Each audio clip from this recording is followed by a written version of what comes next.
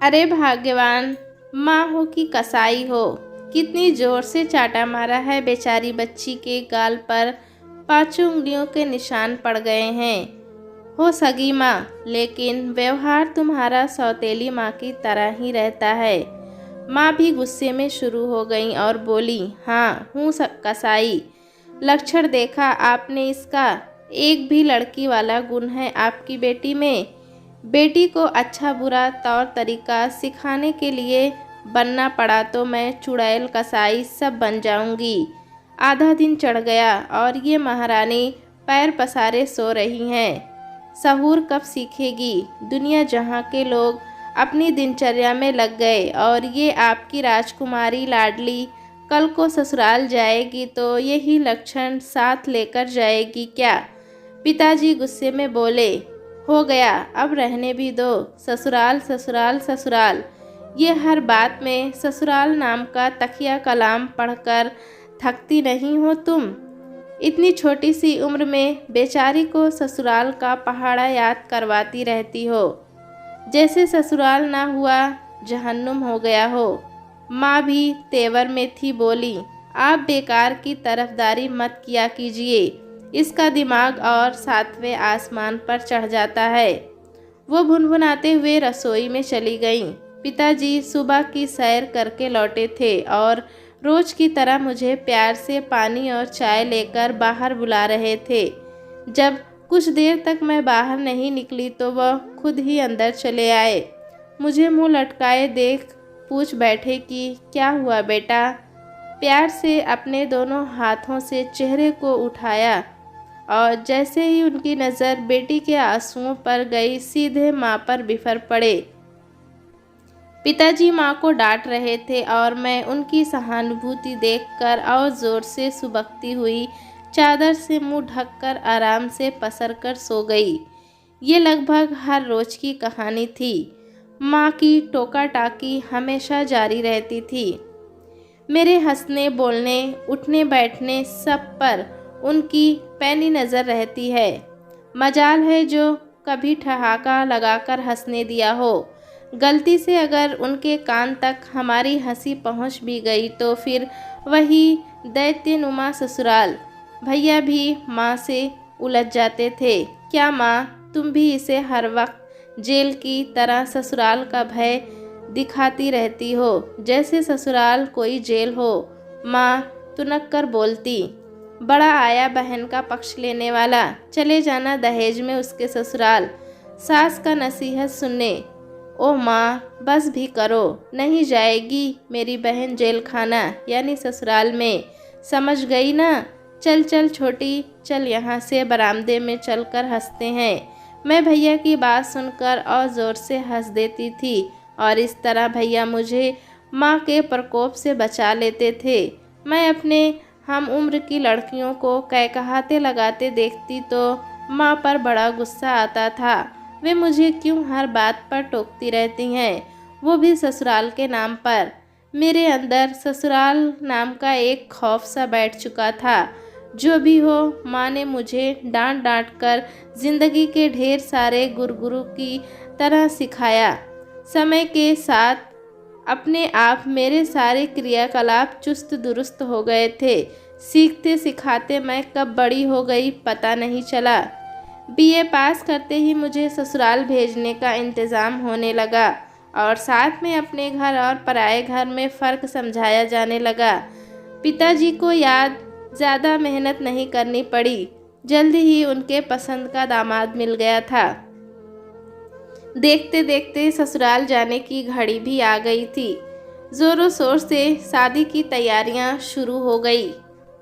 घर के बाहर लाउड स्पीकर में गाना बज रहा था, काहे को ब्याहे विदेश रे लखिया बाबुल मेरे। मेरे दिल की धड़कन किसी अनजाने भय से ज़ोर ज़ोर से धड़कने लगी थी। विदा लेते समय पिताजी से गले लगकर मैं खूब रोई। वो भी रोए जा रहे थे और मुझे ढाढ़स बंधाते रहे। और माँ जो मेरी रिंग मास्टर थीं, उतनी ही देर में 3 बार मूर्छित हो चुकी थीं। भैया भी छुप छुप कर रो रहे थे। मेरे आंसू पोंछा कहा, तुझे कोई परेशानी हो या ससुराल में कोई कुछ बोले तो तुरंत फ़ोन करना, मैं हाजिर हो जाऊंगा। अंत में माँ मेरे आंसू पोंछते हुए सख्त हिदायत देते हुए बोली, बेटा एक बात गांठ बांध ले, आज से तेरा घर यहाँ नहीं है, वहाँ है जहाँ तू जा रही है। कोशिश करना तेरी कोई शिकायत यहाँ तक ना पहुँच पाए। पूरे परिवार की इज्जत अब तुम्हारे हाथ में है। और फूट फूट कर रोने लगी। मुझे ऐसा लग रहा था कि मैं किसी तीसरे लोक में जा रही हूँ। पता नहीं वापस लौट कर आऊंगी भी या नहीं। दिल पर ससुराल नाम का खौफ अलग से था। मैं घबराई हिरनी जैसी अपना घर द्वार, माँ, पिताजी और भैया से बिछड़कर अनजाने ससुराल के डगर चल पड़ी थी। रास्ते भर सबको याद करके रोती रही।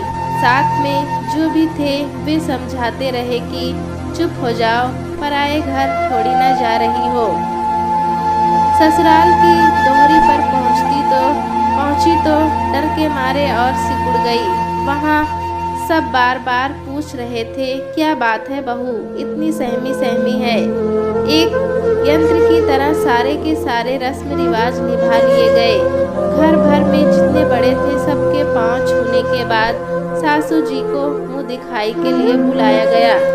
नाम सुनते ही पूरे शरीर में ठिठुरन सी होने लगी, जैसे कसाई को देख गाय की हालत होती है। लगभग वैसी ही हालत मेरी थी। पहली बार में ही वो मुझे उठाने लगी, लेकिन मुझे याद था कि सास का पैर 5 बार छूना है। सास रोके 5 बार मैंने उनके पैर छुए। उम्मीद के विपरीत उन्होंने मुझे पैर पर से उठाकर मेरे माथे को सहला दिया और बोली, हो गया हो गया। मैं स्तंभ थी। ये मेरी सास ही थी। मुझे लगा पता नहीं क्या कह देंगी। दूसरे दिन माँ के सिखाए अनुसार 4 बजे उठकर नित्य क्रिया से विनिर्त होकर किचन में पहुंची। बर्तनों के खटर पटर सुनकर घर के लोग उठ बैठे। कुछ लोग आश्चर्य से मुझे देख रहे थे। सबकी नींद हराम हुई थी। तभी सासू माँ आ गईं और बोली, क्या हो रहा है सुबह सुबह। मैंने डरते डरते बताया कि माँ जी, मैं आप सभी के लिए चाय बनाने आई थी।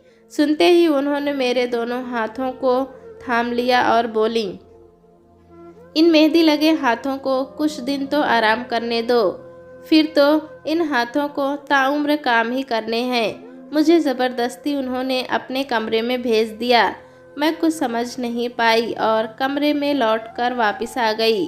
कुछ दिन बाद धीरे धीरे सभी मेहमान चले गए। घर खाली खाली लगने लगा था। मेरा मन बिल्कुल भी नहीं लग रहा था। सासू माँ ने मुझे कमरे से बाहर बुलाया और बोली, बहू, तुमने अपनी माँ से बात की। मेरे नहीं में गर्दन हिलाते देख बोली, लगाओ फ़ोन समधन जी को, आज मैं बात करूँगी। सुनते ही मेरा दिल ज़ोर से धक धक करने लगा।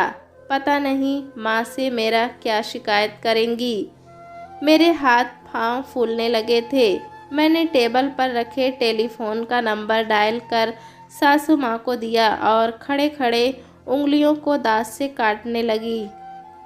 उधर से माँ की आवाज़ थी। वो घबराते हुए बोली, कोई गलती तो नहीं हुई बेटी से समधन जी।